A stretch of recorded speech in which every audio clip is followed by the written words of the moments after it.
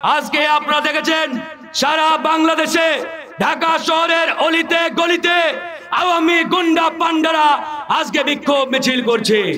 এই যে আওয়ামী সন্ত্রাসীরা রাজপথে নেবে বিক্ষোভ করার দুঃসাহস দেখাচ্ছে, এর পুরো দায়ভার এই সরকার এবং এই সরকারের স্বরাষ্ট্র উপদেষ্টা।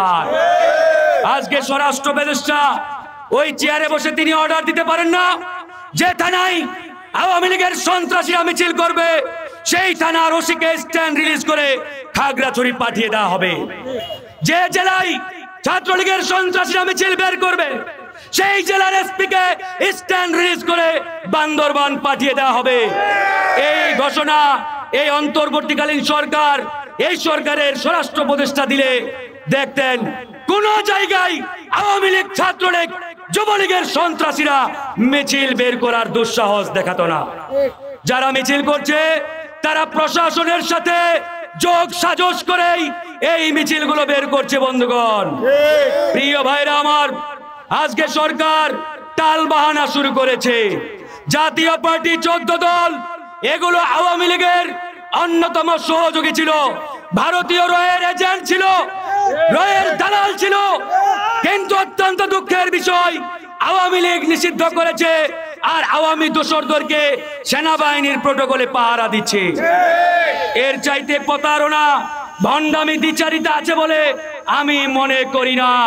তাই সরকারকে বলতে চাই, আপনারা যদি এই প্রতারণা ভণ্ডামি অব্যাহত রাখেন তাহলে জাতীয় পার্টি আর 14 দলের বিষয়ে এদেশের জনগণ চূড়ান্ত সিদ্ধান্ত নিতে বাধ্য হবে। ভিপি নূরের উপরে হামলাকারীদের বিচারের জন্য 48 ঘন্টার আলটিমেটাম দেওয়া হয়েছিল। 48 ঘন্টা পেরিয়ে গেছে, সরকার সিদ্ধান্ত নেয় নাই, আইন শৃঙ্খলা বাহিনী কোনো অ্যাকশন নেয় নাই। আমরাও বলতে চাই এখন থেকে আর নরম সুরে কথা হবে না। আঙ্গুল প্রয়োজনে বাঁকা করে আমরা এই হামলার বিচার প্রয়োজনে যা যা করা দরকার তাই করব। বন্ধুগণ, প্রিয় ভাইরা আমার, কার উপরে আস্থা রাখবো? সরকারের উপরে আস্থা রেখেছি, পুলিশ প্রশাসনের উপরে আস্থা রেখেছি। তারা কর্ণপাত করে নাই, তাই বাধ্য হয়ে যা করার তাই করা হবে। এরপরে বলতে পারবেন না মব করা যাবে না। এরপরে কোন উপদেষ্টা যদি বলে বেআইনি ভাবে মব করা হচ্ছে, ওই উপদেষ্টার চেয়ার লাথি মেরে সচিবালয় থেকে বের করা হবে।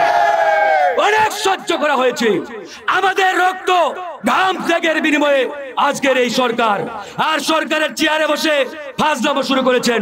এই ফাজলামো আর সহ্য করা হবে না। বন্ধুগণ, পরিশেষে একটা কথা বলেই শেষ করব, ছাত্রলীগ যুবলীগের সন্ত্রাসী ভাইরা সাবধান হয়ে যান।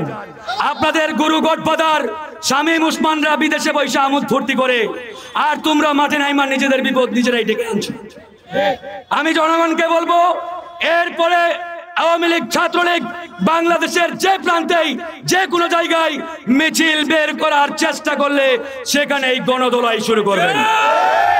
কারণ পুলিশ অ্যাকশন নিচ্ছে না, প্রশাসন কথা বলছে না।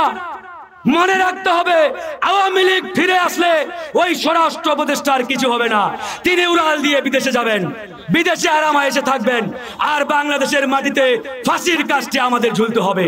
তাই আমাদের সিদ্ধান্ত নিতে হবে, এই আওয়ামী দোসর জাতীয় পার্টি 14 দল আওয়ামী সন্ত্রাসীদের বিরুদ্ধে আজ থেকে আমাদের নতুন লড়াই শুরু হলো। জিরো টলারেন্স নীতি শুরু হলো। যেখানেই দেখা পাবো সেখানেই গণদোলাই শুরু করব। আল্লাহ হাফেজ, দেখা হবে আবারও।